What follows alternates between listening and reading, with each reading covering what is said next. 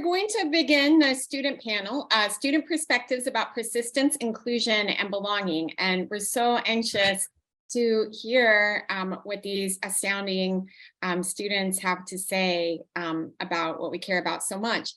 So we're going to have Jose Gonzalez, Kaplan Scholar, Kevin Dillon, a HEAT recipient, and Jerika Isaroon, who's an honors student. So thank you so much for being part of Day Zero.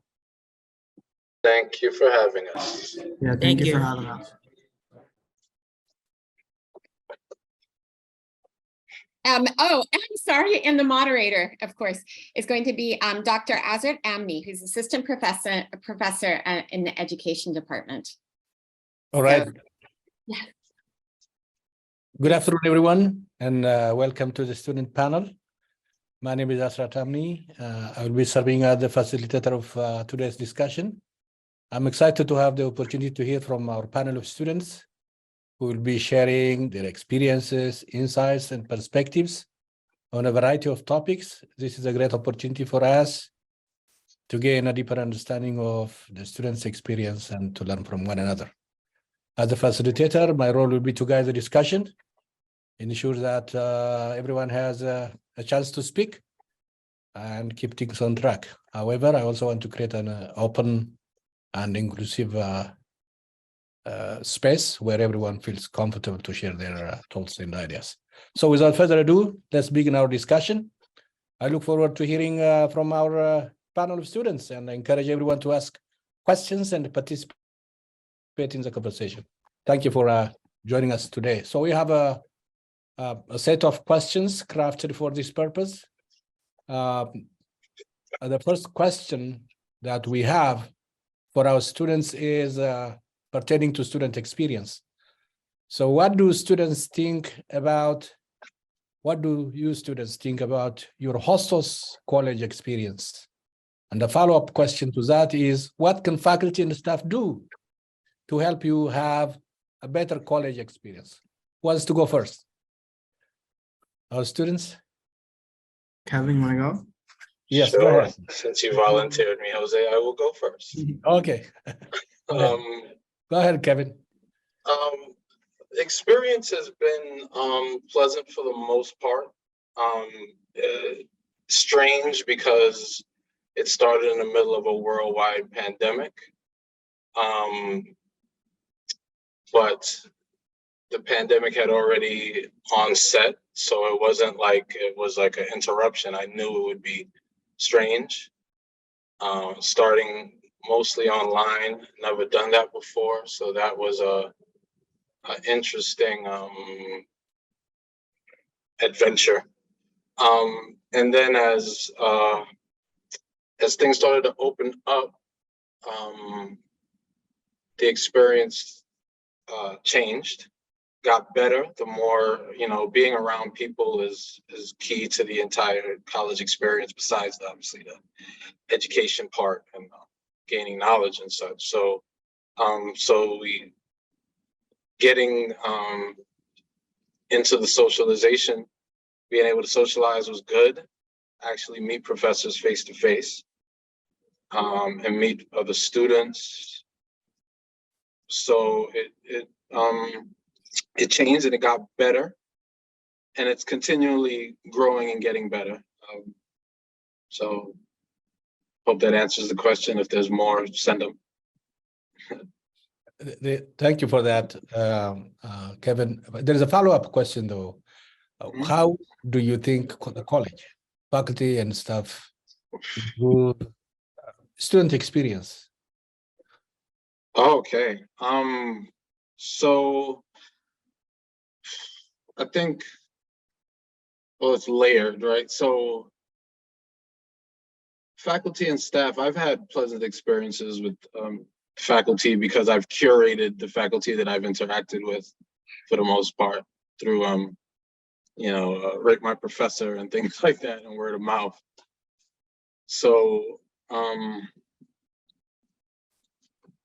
that's been pretty pleasant. And I think, faculty just needs to continue to be engaged. Those that are engaged to continue, like Professor Wolf and others, those that aren't, I don't know, if me talking to them or me saying something is going to make them engaged, right?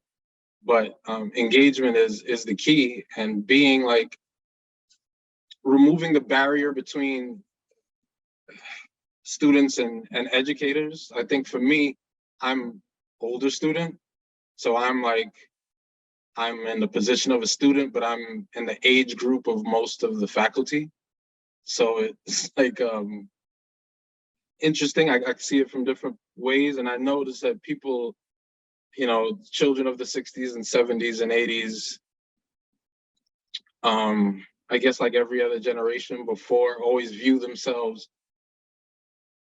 like there's a big divide between them and younger people, and we quickly forget as people in middle age or approaching middle age or past middle age, we forget what it's like to be 18, 19, and 20.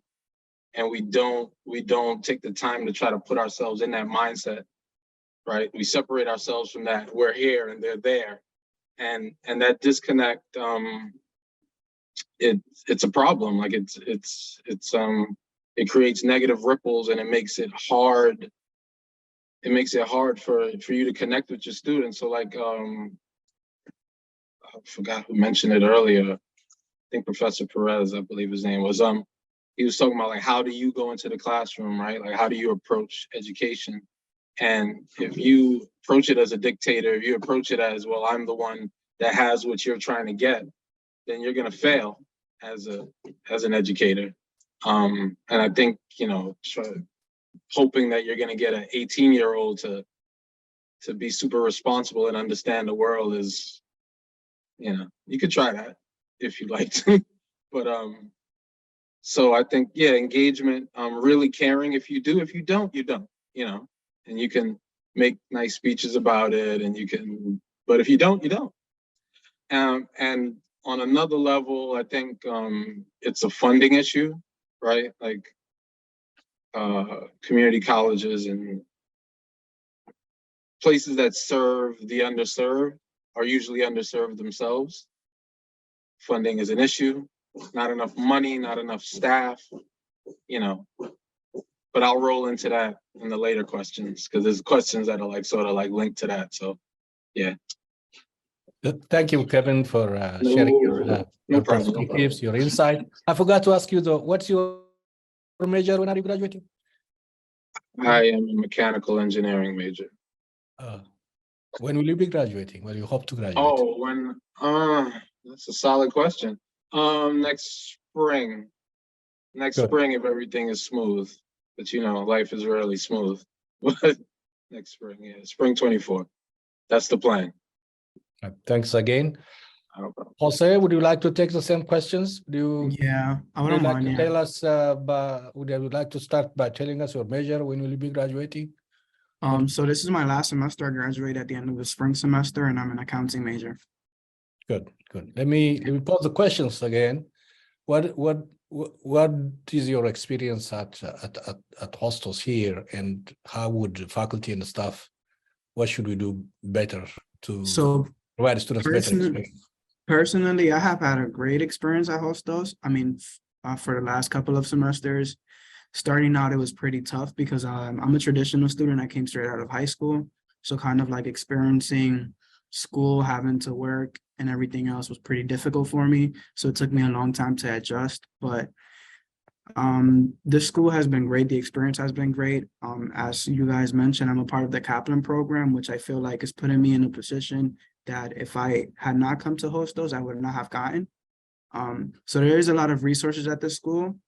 So kind of like to answer the second question is, what can staff and faculty do to better the experience? I feel like just being more involved with the students. There is a lot of resources and events that are going on in the school. And I feel like if the staff and professors, just share that with the students, it'll make the experience better for all of us. Also just kind of like in building a community within the classroom, that's something that I was lucky enough to have early on. So I feel like that helped me out a lot.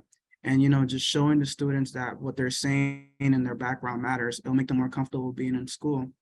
And lastly, just the issue that a lot of students are having, and I actually had a lot was emails. I know that faculty and staff are really busy, but like responding to emails is something that we all had a lot of trouble with.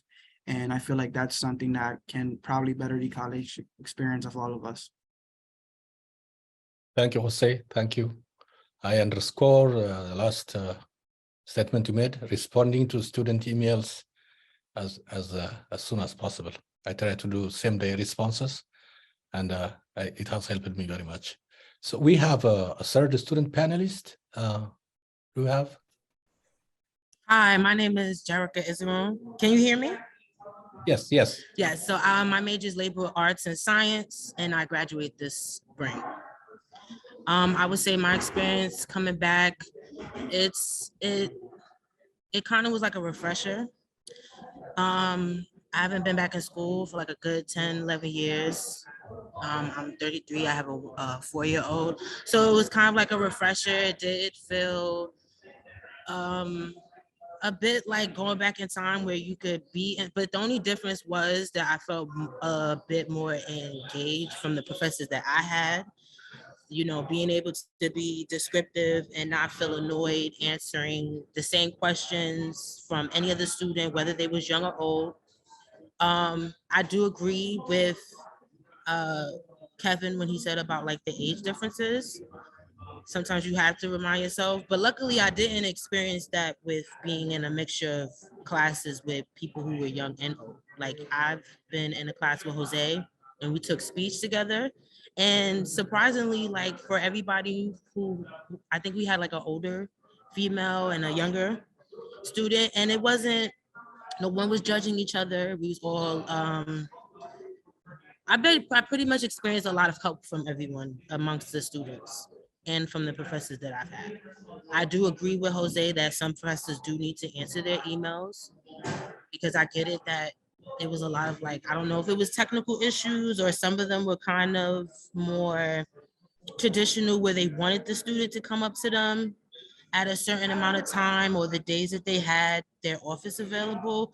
But we live in New York. There's always going to be something going on, whether you're a parent or not, whether it's transportation, whether it's financial issues.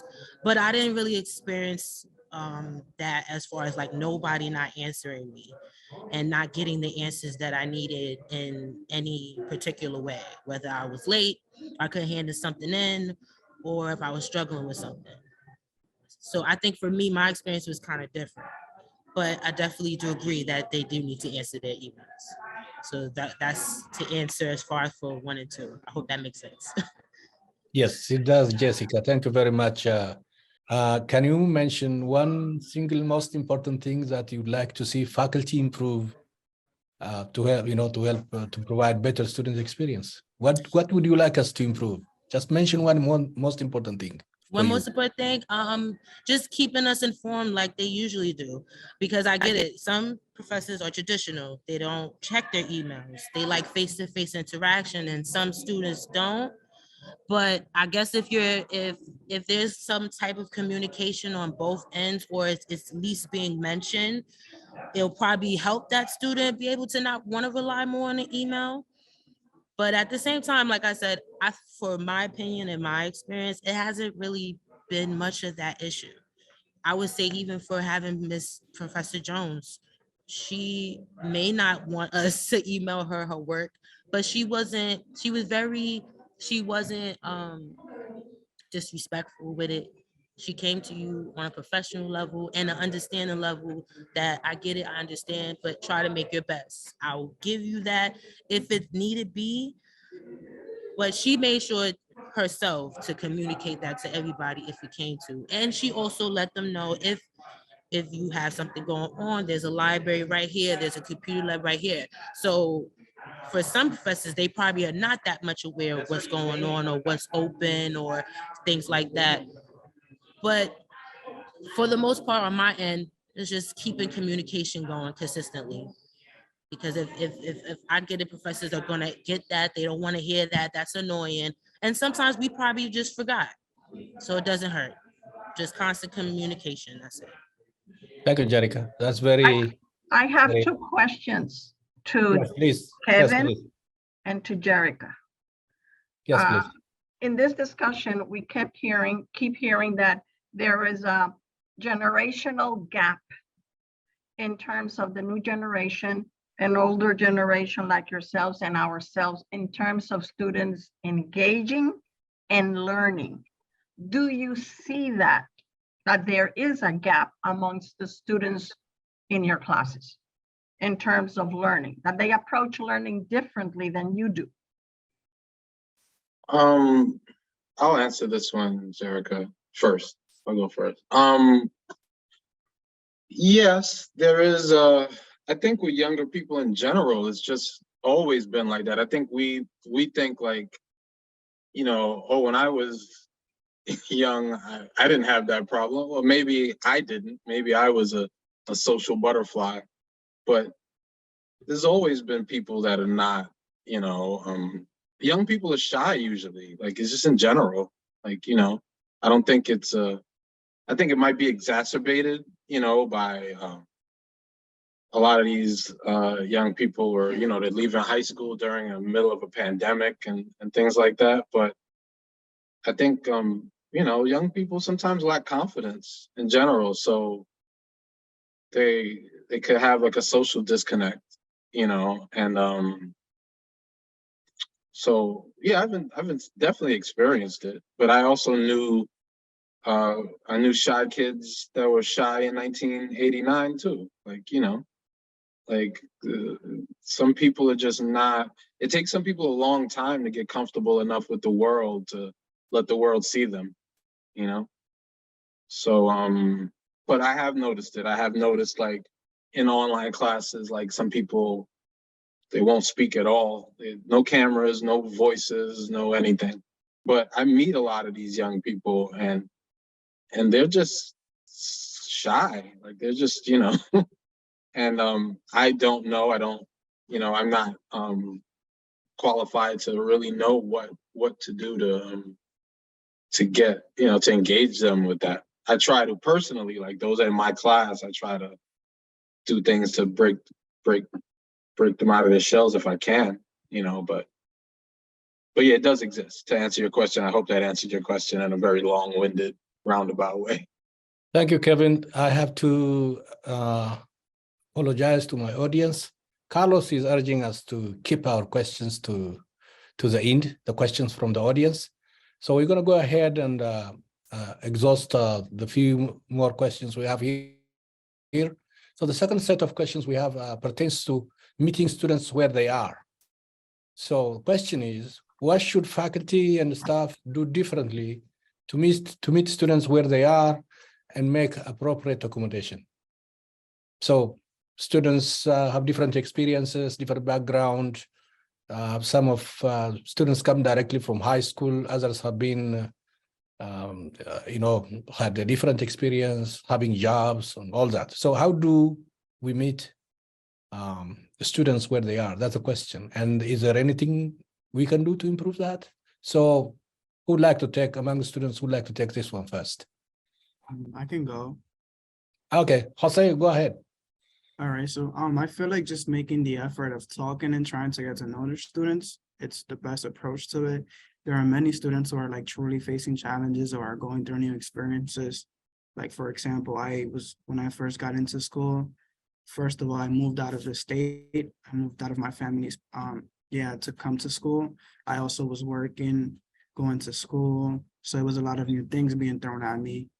So that's something that a lot of students face. And I feel like it may stop them from being involved in the classroom. So being a little bit more flexible and getting to understand and know the students can be helpful to bettering the situations for them. Because I mean, I feel like they're truly making an effort to try and be here. So I feel like you guys should be flexible with our students because we don't know what they're going through. There's probably people who are going through a lot of bad things. They don't say anything, but are still trying to make the effort to come in. So just being flexible with them. Thank you, Jose. That's so helpful. Who wants to take on next? I definitely, Tarika, go ahead. yes, I agree right along with Jose. I think and then it really depends on the person because you don't know what type of personalities that you're going to come across in your classroom.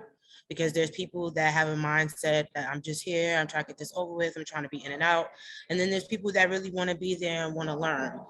And, I think some professors that are here have that experience, and they're able to, slowly but surely get through some of the students and communicating, and vice versa. I haven't, like I said, I haven't experienced that yet, and I don't want to, because I've heard from people, putting other students on to not go to certain people's classes, because not just them being strict, but they don't use Blackboard, they don't use this, they don't use that. And hopefully with the website that they have, that they've been had for a while, that I didn't know existed, with the reviews of students rating their professors, hopefully that is getting through some of them to realize what they shouldn't be doing.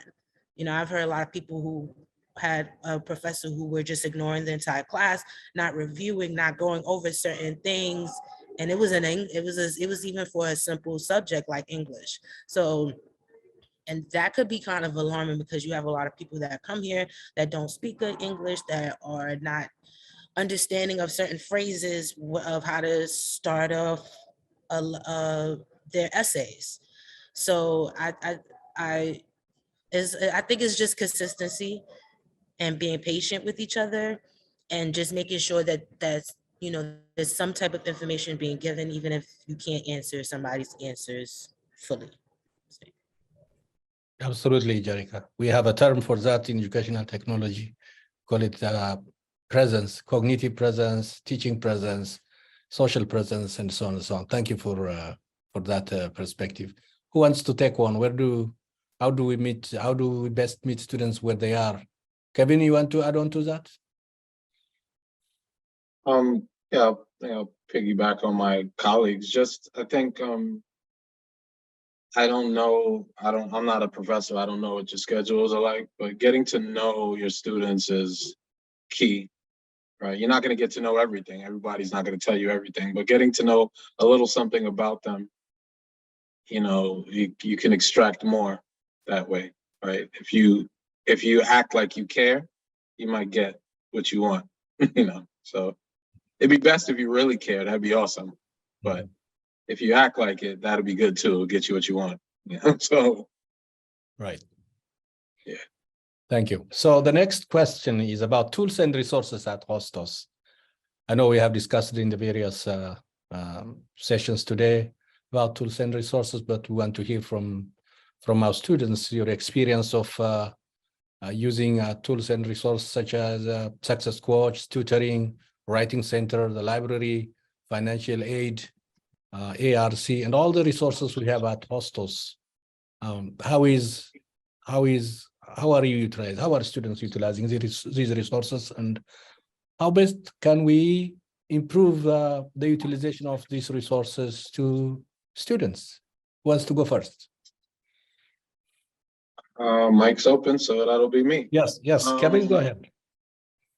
So I've had some good experiences with. I had spent a lot of time in the HALC in my first semester. It could be bettered by having more tutors. So because the tutors are only available at certain hours, so if that doesn't fit, it doesn't fit. So if more tutors could be hired, so you advertise better, with the hiring process. But the people that were there, it was helpful and pleasant. So I gained some great benefit from that. The library is a great resource, but it's not open enough. It doesn't open early enough, and it doesn't stay open long enough. I don't know if it's a staffing issue or what. I don't know, but it just doesn't. So that's an issue. But everything else, like the offices, financial aid offices have been helpful when I needed them. Haven't utilized the Writing Center, but I know people that have worked there, and it seems to be flowing well. So it's just availability and once again, advertisement, letting people know letting people know about the resources, because a lot of times the younger people, even older people, are not going to, students in general, just not going to search. They need to learn how to, but they need a push. So, yeah. Absolutely, Kevin. We were discussing in one of the sessions that we have to provide all the information to the students. If you say you have to talk to a success coach, we have to provide an email and a phone number of success coach. If you tell students go somewhere, we have to provide all the information. That we were discussing in one of the sessions. Yes. Jose, you want to go next? Yeah, I Perhaps? go. So kind of like what Kevin said, the writing center for me has been great. I've utilized it all last semester. It really helped me with my grade, working with a tutor. I have no complaint about financial aid or my success coach who's great. However, it's the library that's kind of like giving a lot of students problems just because of like what Kevin said, the availability, it's open late and it closes pretty early. So that's something that I've been hearing a lot. I'm a part of SGA, so that's also a complaint that we got about the library. And again, to what Kevin said, just advertising it, a lot of students don't know about the resources that are available. And I feel like if more people knew, then it'll be better because they're really helpful. Thank you, Jose. That's so helpful. Jarika, you have something to add? Yes, I definitely agree with both what Kevin and Jose said as well. Because not only just the library, the computer lab, because you have people who may not be comfortable around crowds or noise, because the library does not make noise, but at the same time, everybody's running around from one building to the next and are pressed for time to run home to go to work or pick up their kids. So it's to have something extra as well as the library that's open, it'll give people more time and dedication to even want to get their work done, and also promote more workshops of people utilizing the books. They're just in there, I get it that is needed for y'all to inform us of what we have to do since everything is on technology, but you don't see a lot of people going in the library to grab a book anymore because it's easy to get it online, which I understand that. But if it's there should be more of a, I would say, just a set of flyers, but a constant reminder to let people know that it's here. You can still use it. You can still use it as a viable source for your work. So it's just the consistency of it. I get it because everything is transitioning and you have people telling you to focus on one thing, but it doesn't hurt to still remind of something that is there, because if it's not needed, then there should be no books in the library, period. That's just my honest opinion. Right. That's so helpful, Jarika. We're going to move on to the next set of questions we have. It pertains to a sense of belonging. The question is, what can faculty and staff do to help students feel more at home here at Hostos? So sense of belonging is a very interesting concept. And sometimes is not only confined to students, but sense of belonging is a challenge also for some of us faculty. So what should we do to increase student sense of belonging at Hostos? Who wants to go first? Jarika, I'll go first. Yeah, I'll go Yes. first. What I experienced that kind of made me a bit comfortable to not be stressed when class is about to start. I guess when professors just, besides just an icebreaker, they'll ask us, how's your day going? And I guess that will kind of let that professor know what to expect, because they'll have people that will answer. Because nowadays it doesn't even matter of the age. A lot of people are just more honest now after what we just experienced. So anybody will tell that professor, oh, I'm pissed off, I'm stressed out, or I'm hungover, and then you'll have that one or two person that just doesn't answer, doesn't say anything. But I just guess just having a simple startup question of before your class begins is set the tone before you start. I think that's what matters most. I get it if it seems like y'all want answers that are simple, but as simple as I'm saying, it kind of really just starts off how any day starts, how you walk in a classroom, how the first thing that comes out your mouth, because that will set the tone for the rest of the day, where it might upset the class or upset the professor, and then everybody's in a bad mood and it'll lead to conflict. So just a simple reminder, like, how's everybody's doing? Is everybody okay? You know, like just something, even if you get a few people or not, it'll just, you'll know what to expect. You'll know what to do. You'll know how to go about it and be able to teach your lesson. Because then you yourself as a professor will know your limits. If you've been doing this for so long, you've dealt with so many people, young, old, from different nationalities, ethnicities, then what's going on now shouldn't be that much different. The only difference is just technology. So I guess it doesn't hurt to bring a little bit of the traditional part inside of it, of just saying, hey, how's everybody doing? Are we good to start? Do I need to give y'all a few minutes? Just things like that. Right. That's so helpful, Jerica. Jose, would you like to add something? Yeah, I can go. So I feel like just having an open door policy for like students, especially if you know like your class is made up of a lot of freshmen who are coming in, I feel like that works a lot. Also like promoting clubs. When I first got started, I was a part of the Reimagine Injustice Club with Professor Lauren Wolf and the Student Leadership Academy with Jason. And that is something that I found very helpful. I found a lot, I mean, I've met a lot of people who were in the clubs and they kind of just formed a community around me. I see these people around every day and we talk, and I feel like I actually like coming to school, honestly, something I look forward to doing every day. And yeah, so just kind of like promoting these clubs and events that are going on throughout the school, getting the students to, you know, talk to each other and getting to know you, the professors as well. It's something that's great. And I feel like it'll make all of us feel more at home while we're in school. Thank you, Jose. You mentioned a very interesting thing, clubs and all these extracurricular experiences. The pandemic has impacted us so much. We could not provide the full collegiate experience to our students, but hopefully we are coming back. Kevin, you have something to say on belonging? Yeah, I think once again, echoing my colleagues, just yes, Jose, the clubs are important. Advertising them is important. It's making students aware of the goings on. There's a lot that the school offers that, you know, is like a best kept secret sometimes if you're not in the right group, you know, and that's unfortunate. And as far as like another welcoming thing would be if things were more like, you know, it's been a slow recovery from the pandemic. We got a lot of places and spaces that are still closed off, and it seems like for no reason, you know. So but I don't know how much power you as faculty have over anything like that, you know. So so I think those are the real obstacles.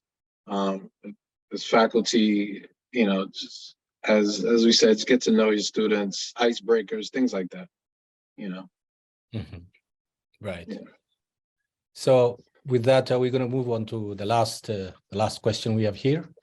I'm going to put it this way. Suppose the college wants to put a one-page website which says from students to students, right? From students to students.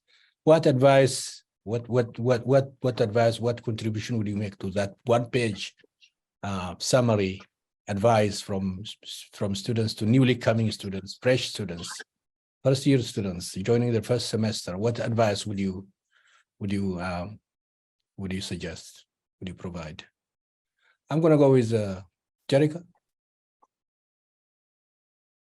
I do remember where I worked at, there was someone who was having a hard time going to school. So what I told her was, I definitely told her to come here because she was the type of person that likes someone being consistent on her and like just someone giving information. I felt like coming here, you could definitely get that. Because even if, you know, there's a lot of flyers posted everywhere, no one pays attention, you'd be surprised of like, you know, just the consistency of people from groups and clubs, just reminding people, not even just to join, but of other things, you know, that we have this, we have that, we have a financial aid, we have a nurse's office, we have dental servicing, we have a counselor that you could speak to. Like there's a lot of accommodations, there's a gym, there's just something here. It may, and I feel, so I wanna, and then I wanna continue that answer, and I want to answer what somebody said about how would a student who didn't not persist respond to these questions. Like I said in the beginning, it's consistency on your part. If you're that aware of someone on their phone, then you should be aware of someone who's just not speaking. Maybe wait till everyone leaves and quietly ask them, hey, you okay? What's going on? You'd be surprised that even though some of these students might give you a hard time, you'd be surprised that you consistently asking them, it may annoy them to the point that they might have no choice to just give in and actually give you the answer to help build a communication. So that's to answer Mrs. Pastoriza's question. And like I said, I usually don't say much because I don't want to gas somebody up to come here and they have a different type of experience. But I definitely say if you're the type of person who needs someone to push you, to keep you disciplined, and you're in need of information, I just will say, come here because you will guaranteed get that. If you are undocumented, or if you're a parent, or you're a single parent, or if you have English problems, or if you're going through living in another borough and you don't live in the Bronx, you will get the answers that you would need here because they do provide them. So that would be my answer to that question. That's so helpful, Jarika. Who would like to take on next? Your best advice to first-year students joining first semester at Hostos. Kevin, I can go and let you close it off. Okay. Okay, that works. Go ahead on. You the All right. boss. One of you. All right, so the advice I'll give is probably stay on top of your courses, try to foster a relationship with your professors and peers, because my experience at Hostos has been a great one, and I believe it's most likely because I did this early on. Like checking on your emails regularly is also important, and staying in touch with professors because there's a lot of things that are available. Like, for example, I learned about the Kaplan Foundation through a professor very early on, and it's something that I was aiming for. And there's also like scholarships that come up that professors or staff members are aware of that we can benefit from if we had a relationship with them. So I feel like that's mostly what's very important, just fostering a relationship with your professors and peers and staying on top of your courses. Yep. Thank you very much, Jose. Kevin? Yeah, exactly that. Being active, right? Like, maybe you don't sign up for everything, but stop and explore your surroundings, right? Read a flyer. People are handing something out, stop and listen for a second. Try to be more social. Speak to your professors, let them get to know you. Speak to your classmates, especially the ones that seem like they're serious about getting the stuff done, and try not to go it alone if you can, because it's rough, especially, different majors are difficult, have different levels of difficulty for different people. But I know, like, as engineers and mathematicians and nurses, and so, like, the workload is crazy. And if you try to do it on your own, maybe you can if you're that, if you're that person. But if you're a regular person, it's better to have a group to bounce things off of and to remind you why you're doing it, and to cry, shoulders to cry on when you feel like chemistry is breaking you, or calculus is cracking you in half. Use the, if you can find the resources, use them. The counseling center, like Jericho was talking about, and like this is a school that you do have a lot of people here that do care about you, but you might have to get out of your own way to utilize those things. And that's, so that's what I would tell them, right? I think that's it. That's so helpful. Kevin, thank you very much. Amazing students, Jessica, Jose, Kevin. We are very grateful your experience that you shared, your perspectives. So perhaps now we can perhaps field a few questions from the audience to you. Yes, we have time for questions from the audience. I know a few colleagues wanted to ask a question. Yes. To raise your hand and ask the questions. Yes. So you can go ahead. Nicole, you have a question? Can I ask a question? Yes, go ahead, please. Okay. Hi, sorry, I'm putting my picture on mute. This question is to Jose and to Kevin.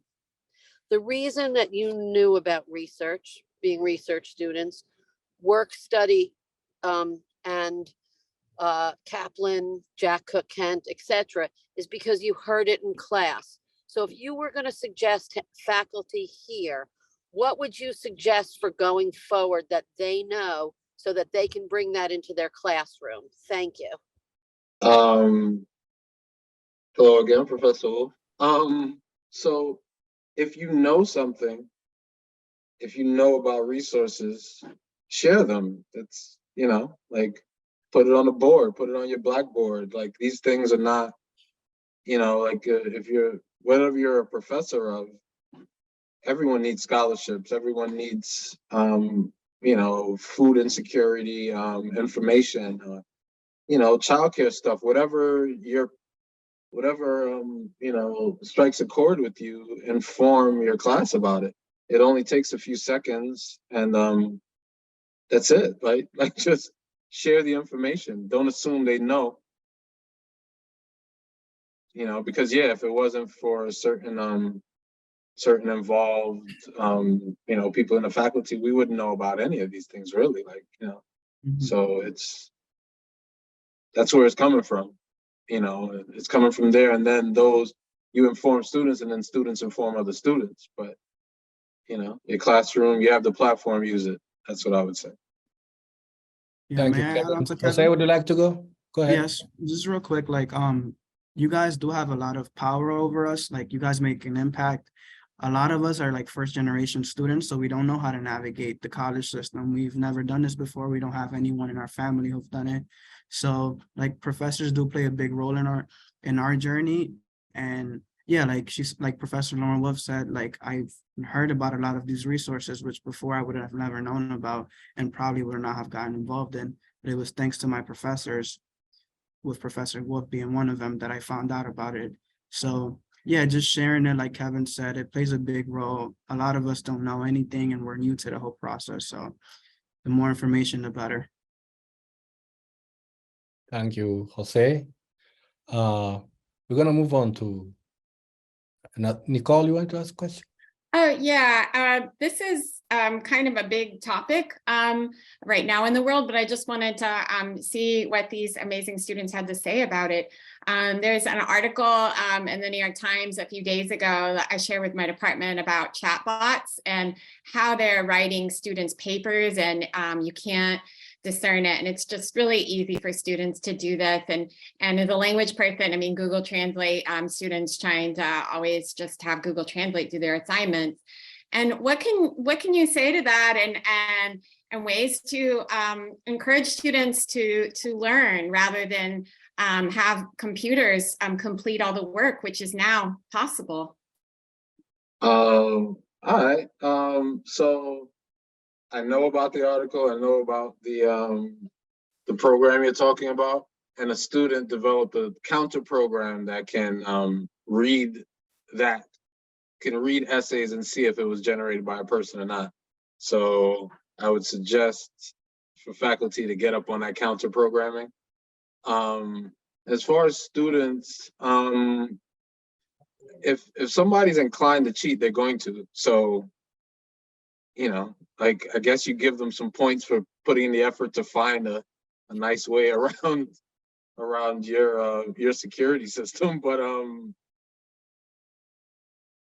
think too, there's a borderline between using technology to help you and cheating.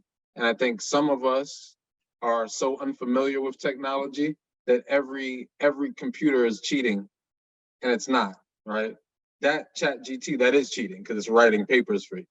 But there's other times, a professor will see a phone and they assume, like, oh, you're Googling the questions. It's not necessarily so, right? So people fear what they don't understand from both sides, students and professors. So I think if we increase our understanding in general, we'll have less fear. With less fear, we'll have more understanding. So, but so hope that helps. Thank you, Kevin. Anyone else who wants to add on to that? Yeah, I'll add up to that to what Kevin said, because like he said, understanding. So if y'all professors are aware of these chat box and apps, then y'all should do y'all research on what's going on in all these websites that are giving out the answers and making it easy. And here and there, I don't want to say put fear in your students, but make them aware that you know what's going on. Because there's a difference if, some people are probably trying to hurry up and hand an assignment and be on point with something. But if it doesn't hurt to let them know that you know. Because what are they going to do once you let them know that you know about these websites and apps that are just giving them the answer? Then they'll just not care, and then you'll know what student not to deal with. Or then you'll have a student that'll say, okay, since you're aware about these things and I could easily cheat, how can I not cheat? And then that's where a conversation will start. And you can say, hey, go to the writing center, go to the tutoring place. They have these days and times. Make copies for yourselves in your classrooms, because there's so many papers being wasted. I don't really be seeing people really stopping and staring at the flyers. So instead of just posting it all over the school, some of them should be mainly posters that y'all should have in your classrooms to remind people. You'd be surprised when you constantly tell somebody something over and over, and yeah, they're not going to do nothing or say nothing at that moment, but out of somewhere randomly, they might remember because they constantly heard you say it over and over. This is here, this is there, we have it. So there should be no excuse. It makes it more understanding on your part on how to even respond to them when you have that student. And I've heard these stories many times from professors that come in last minute with, I have this and I have that going on, and never put in the effort. So it just makes sense on how to communicate with people and how to know what you're going to come across, because you're not going to get perfect students and you're not going to get terrible students. You're going to get a mixture of both. It's just pretty much of the experience. What do you get out of experience? Are y'all here for a paycheck, or we here just to get a degree and leave and go about our day? So it's based on decisions on what everybody want to do. We all have opinions, we all have feelings, we all have things going on. But at the end of the day, when you wake up and you decide you come to work and you in front of 20 people twice a week, you have to ask yourself, like, am I really teaching or am I just here? That's how I'm gonna end it off for today. Thank you, Jerika. That's so helpful. Anyone else on the use of chat Thank box? you so much. So chatbot, the open artificial intelligence and the one tool that's called Chat GPT is now being used as a teaching assistant on the part of faculty. So it is used for research. It can answer questions. It can even formulate exam questions, things like that. But we have to explore that and try to integrate it into our teaching. So we can. One thing I'm very much convinced is we can't avoid technology. We can't run away from it. We have to use it, but use it in a way it does not replace us. It does not replace, original student work and so on and so on. But there are other ways, I believe, the technology can be used to facilitate learning. That's all I can say. Any other questions from the audience? You have Leslie. Carlos, you. You want to add on to Chat GPT? Not yet. Leslie. Leslie has his hand up. Thank you so much. There's so much I'm feeling. There's so much that's going through my head. So I'm going to try and condense this into a comment and a question for Mr. Gonzalez, for Mr. Dillon, and for Miss Isarun. You three are the best of us. And I appreciate this opportunity to learn from you today. By the way, I'm the financial aid director here at Hostos. And so much of what I've heard you say is, you're trafficking in this idea of power and authority versus this balance of how we serve you. And I think that's a conversation that's really important for us to continue to have. What guides me every day is I step into my car on the way to work and I ask myself, who am I serving? Who am I serving today?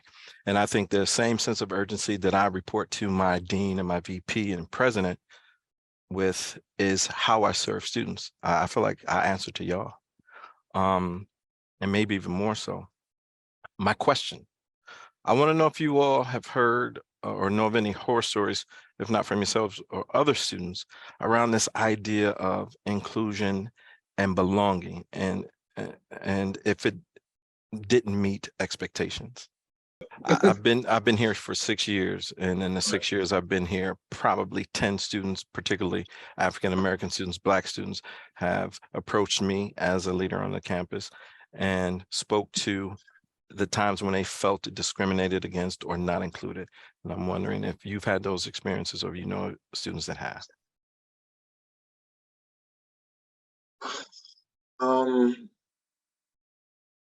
For me, I think that's going to be a difficult one to answer because I've spent my whole life in New York, in the educational system. I grew up in America, so I might be immune to prejudice. I might like not notice it as much as I should. So I thought I could answer your question, but maybe I can't.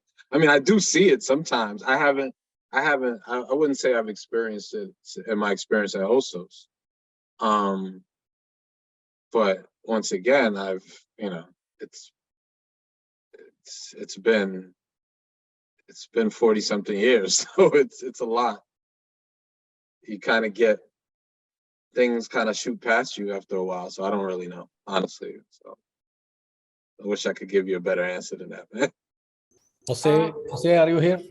Yeah, I was, Jerica. Okay, go ahead. I haven't experienced that, and I thank God I didn't. And I haven't really heard a story. The most stories I've heard was just students not being responded off of questions for an assignment. But as far as a particular reason because of their skin or their sexuality, no. Like it'll be rare to hear it. I'm not saying it doesn't go on, but so far, I hope that is because I'm not hearing and seeing it is because it's not happening. The only incident that I've heard of was someone who was of a different sex. That was it. But that was from hearing and as far as from other people. I've never witnessed it as being in this school, no, in my opinion. All right. Jose says he has not experienced any in the chat. All right. Any questions from the audience? Yeah, I have a question. I'm always learning from the feedback of students, and I make it a point to make sure that my own biases don't come out. You know, we all have biases, of course, but how can we make students, or how can I make students more comfortable to give me other, like real feedback? Because a lot of times I feel that as much as I'm open with students and I make myself available, students always see me as, they see me more of the authority than I actually see myself. But what can I do to change that? And that's a really great question. I just want to add that will be the last question, because then we're going to move on to Cynthia Jones' closing remarks. But it is a great question, so I'm excited to hear the responses. How can you? I think you just got to keep trying. I mean, some people are tough cookies to crack, and developing trust, like you are in a position of authority, and it's hard to not, to create an illusion that you're not, right? Like you control the grades, and, and you like to think like, oh, we're here to get the knowledge, but the grades pull us out of poverty. The grades give us scholarships, right? We don't get scholarships from really wanting it and working hard. Like, we need the grades. So it's going to be difficult. I don't know. Just keep trying. Can I answer that? You'll get through to some people, but. That's good, Kevin. Thank you. And Yeah, also, if I- you have something to say, Yeah, Jose? Yeah, I want to add something to that. I think just setting like an open learning environment and making the students feel heard, or like, like you're interested in them. It doesn't have to be something like where you take a whole day to, just kind of like listen to students, but taking 5 days, starting the classroom out with asking students how they're doing, how their day's going. I feel like that plays a role in it as well. Students are going to feel like they wanted here, they want to be heard.